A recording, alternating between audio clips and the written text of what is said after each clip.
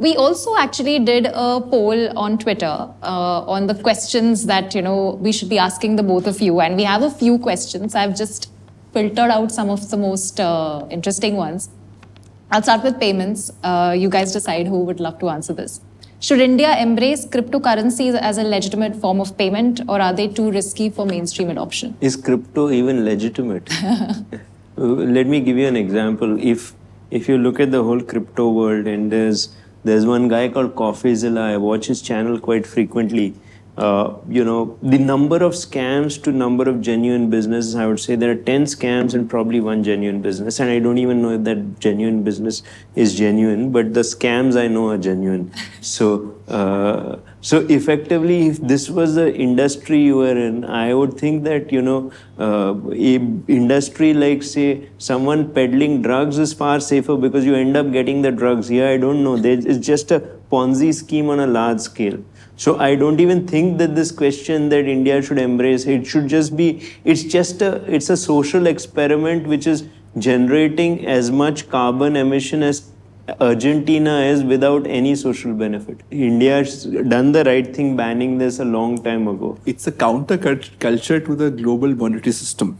If you see the genesis of the, you won't let us, so we'll create our own league kind of a model. I feel, it should be given a chance, but in a way that the house doesn't catch fire. You can have localized fires. Yeah. Right? Like a sandbox-ish kind of an approach. Same way, in the fintech, you see there are fires, localized fires. So definitely, because I strongly feel the technology behind it is very powerful. Absolutely. Second, you don't want to lose the talent to a Gulf or a US.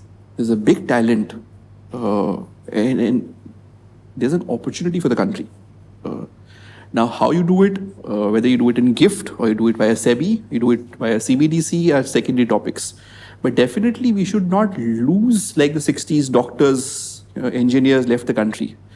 You need to watch it carefully, and this is very Westminster. Sir Humphreys tells the minister, don't leave EU, stay in EU and wreck it. So, it's important to have a seat at the table than to not have a say as to, and the maximum crypto users in India supposedly, in the world, supposedly are Indians by some standards. So we should not let go of it. What to do with it, I don't know. Yeah, I think what you said was right. I think the underlying technology is extremely valuable. And it's also the building blocks for CBDC, as I understand, in every other market. Maybe could be a potential future. But if you see, that's what government is doing. The whole FIU order of December. Yes. 9 global exchanges come and get licensed, is that, the whole PMLA, recognition, Department of Revenue notification. So gems and jewelry, real estate and digital assets are the 3 non-licensed reporting entities. So they want, because look, I would much rather have a control over you as opposed to you sitting in Seychelles and doing something. Yeah, true that. An interesting question on lending. The peer-to-peer lending industry has been growing. What are the regulatory hurdles and opportunities for lending platforms in P2P, particularly concerning risk management and borrower protection? I mean, it's crowdfunding at some level. Today you don't need a normal NBFC license. You can take third-party money to disburse, right? So model to me sounds good. Of course, there are reports that the regulators are also looking at this closely. See, P2P was never meant to be commercialized. The challenge is we find a nice opportunity which was never meant for that scale and scale it up and then blame the regulator when something, they tighten the screws. The whole idea of P2P lending, if you see the genesis of it, is the whole family of friends lending to each other and then, kind of bringing which is why it's a non-fund-based NBFC license. It's not a fund-based license. What could go wrong is, it's the whole demon thing. 10 people created and 10 lakh tried to kill it. The whole model was never created for, which is why institutions are out of P2P. You see, the lender cannot be a bank or a licensed player. It's a very individual to individual. Now, a lot of players are bringing in corporate concepts into the whole float, right?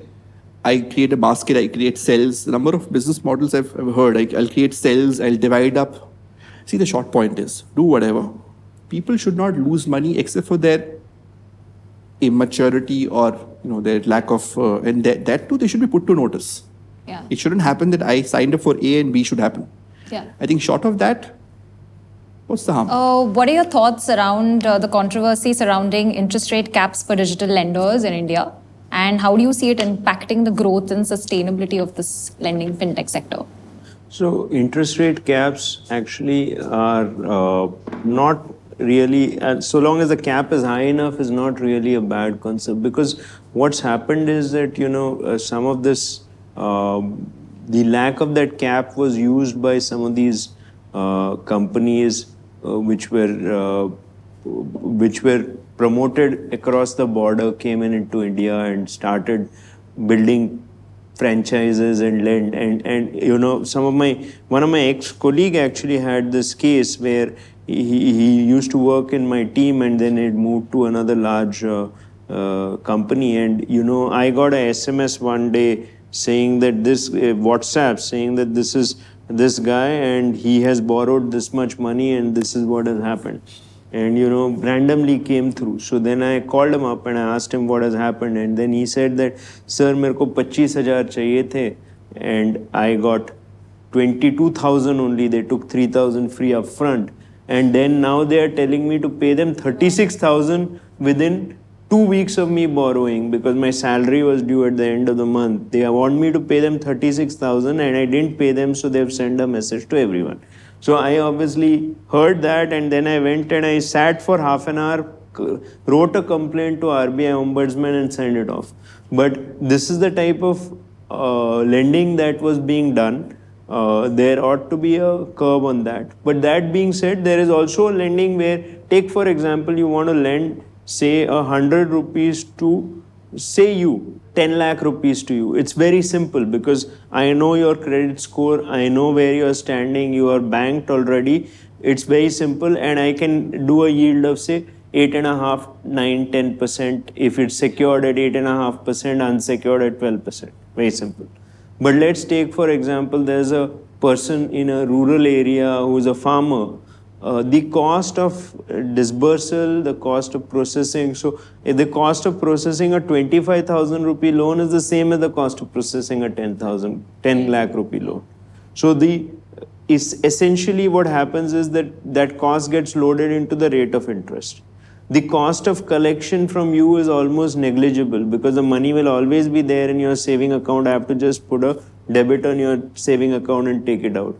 In a rural area, someone will have to go and collect money and this thing. So those cost of operations typically historically for people who are not essentially fully banked is about 10% just the operating cost. So you're saying your interest cost for the NBFC is 12%.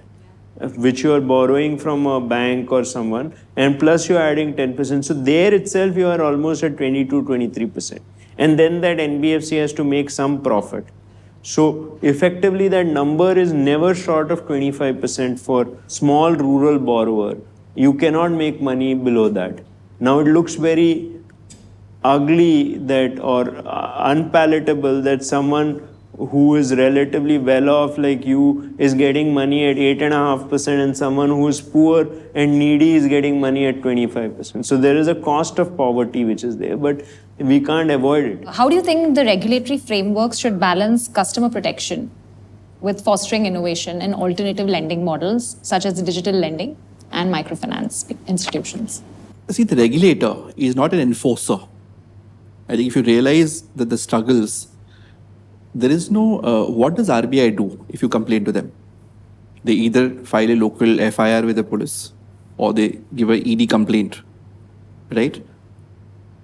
Especially if you're not a regulated entity, if you're not a licensed player, they can do a lot with you. The whole problem that's happened, which is why the whole fintech wrapper problem, you're not licensed by me, what do?